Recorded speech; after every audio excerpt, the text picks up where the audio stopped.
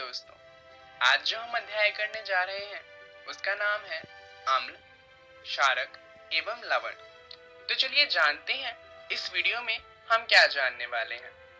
इस वीडियो में हम बात करेंगे क्षारक और अम्ल के रासायनिक गुणधर्मों की। पर इससे पहले आप जरूर सोच रहे होंगे कि अम्ल और क्षारक का इस्तेमाल तो हम सिर्फ लैब में करते हैं, तो इसके बारे में पढ़ने की क्या जरूरत है। तो दरअसल जो अम्ल और क्षारक हैं वो हर जगह पे हैं। उदाहरण के लिए ये हमारे भोजन में होते हैं। भोजन ही नहीं, हमारे जो साबुन होते हैं उनके अंदर भी अम्ल और क्षारक होते हैं। इतना ही नहीं, क्या आप जानते हैं हमारा जो उदर होता है उसके अंदर भी अम्ल होता है। तो अब इनके बारे में पढ़ना थोड़ा जरूरी हो जाता है। परंतु रासायनिक गुणधर्म पढ़ने से पहले हमें पता तो होना चाहिए कि कौन सा तत्व क्षारक है या फिर अम्ल है। तो हमें पता कैसे चलेगा। मान लीजिए यहाँ पर एक विलयन रखा हुआ है, तो ये विलयन अम्ल है या क्षारक है, पता कैसे करें। क्या हमें इसे चखना चाहिए?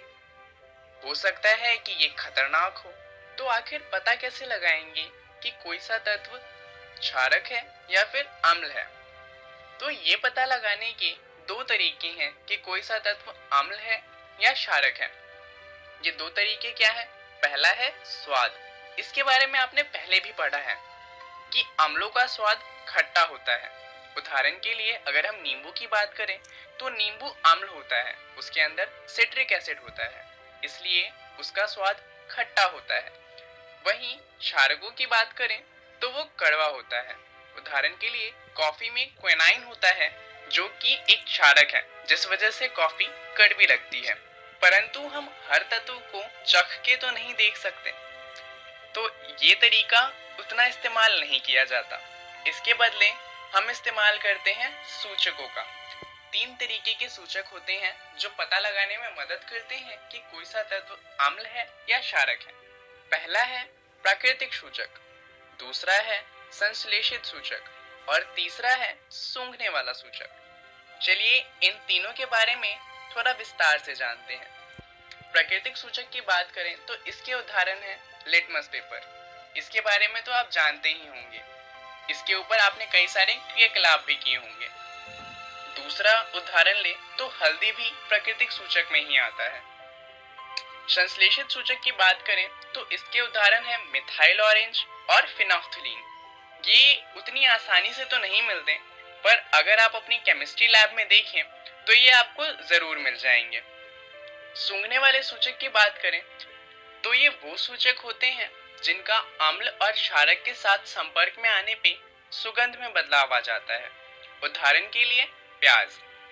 तो अब हमें पता चल गया कि कोई सा तत्व अम्ल है या क्षारक है। तो चलिए अब जानते हैं कि इनके रासायनिक गुणधर्म क्या हैं। अम्ल एवं क्षारक धातु के साथ कैसे अभिक्रिया करते हैं ये जानते हैं। अम्ल की बात करें तो अम्ल के अवशिष्ट के साथ मिलकर धातु एक यौगिक बनाता है जिसे लवण कहते हैं। यह अभिक्रिया कुछ इस तरीके की होती है। अम्ल जब धातु के साथ अभिक्रिया करता है तो उससे हमें लवण मिलता है और साथ में हाइड्रोजन गैस विकसित होती है। इस अभिक्रिया की पुष्टि करने के लिए एक क्रियाकलाप किया जा सकता है, जैसा यहाँ पर किया गया है। हमने एक परख नली में जिंक के टुकड़े डाले हैं और इसके अंदर तनु सल्फ्यूरिक अम्ल है। अब अभिक्रिया के अनुसार यहाँ पर हाइड्रोजन गैस निकलनी चाहिए, तो हमने इससे जो गैस निकल रही है उसे साबुन के विलयन से पास किया है। तो साबुन के विलयन से बुलबुले निकलना शुरू होंगे। अगर हम इन बुलबुलों के आगे जलती हुई मोमबत्ती रखें तो पॉप की ध्वनि के साथ ये बुलबुले फूट जाएंगे और इससे इस बात की पुष्टि होती है कि जो बुलबुले हैं वो हाइड्रोजन गैस के बुलबुले हैं।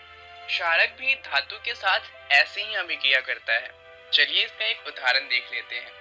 जब सोडियम हाइड्रोक्साइड जो कि एक क्षारक है उसके साथ जिंक की अभिक्रिया होती है जो कि एक धातु है, तो हमें इससे लवण मिलता है जिसका नाम है सोडियम जिंकेट और जिसका सूत्र होता है Na2ZnO2 और साथ में हमें हाइड्रोजन गैस मिलती है। चलिए अब बात करते हैं कि धातु कार्बोनेट और धातु हाइड्रोजन कार्बोनेट अम्ल के साथ कैसे अभिक्रिया करते हैं। एक उदाहरण से शुरू करते हैं। यहाँ पर हम देख सकते हैं सोडियम कार्बोनेट जब हाइड्रोक्लोरिक अम्ल के साथ अभिक्रिया करता है तो उससे हमें लवण मिलता है NaCl और साथ में कार्बन डाइऑक्साइड गैस मिलती है और जल मिलता है। वहीं अगर हम धातु हाइड्रोजन कार्बोनेट की बात करें, जैसा कि यहाँ उदाहरण लिया है सोडियम हाइड्रोजन कार्बोनेट का, तो ये जब HCl के साथ यानी कि हाइड्रोक्लोरिक अम्ल के साथ अभिक्रिया करता है तो हमें वही लवण मिलता है NaCl यानी कि सोडियम क्लोराइड, साथ में कार्बन डाइऑक्साइड गैस मिलती है और जल मिलता है। यहाँ आप देखेंगे कि दोनों ही अभिक्रिया में कार्बन डाइऑक्साइड गैस निकल रही है। अगर हम इस गैस को चूने के पानी से पास करें तो क्या होगा कि चूने के पानी के साथ अभिक्रिया करके ये CaCO3 बनाएगा जो कि एक श्वेत अवक्षेप होगा और जो कलर है वो सफेद हो जाएगा और ऐसा लगेगा कि चूने का पानी दूध में परिवर्तित हो गया है और इसके साथ हमें जल मिलता है। इस श्वेत अवक्षेप और जल में अगर हम और देर तक कार्बन डाइऑक्साइड गैस पास करेंगे तो हमें एक लवण मिलेगा जो कि जल में विलयशील होगा। तो अब इन सभी को ध्यान से देखें तो हमें पता चलता है कि जो प्रतिक्रिया है वो कुछ इस तरीके की है।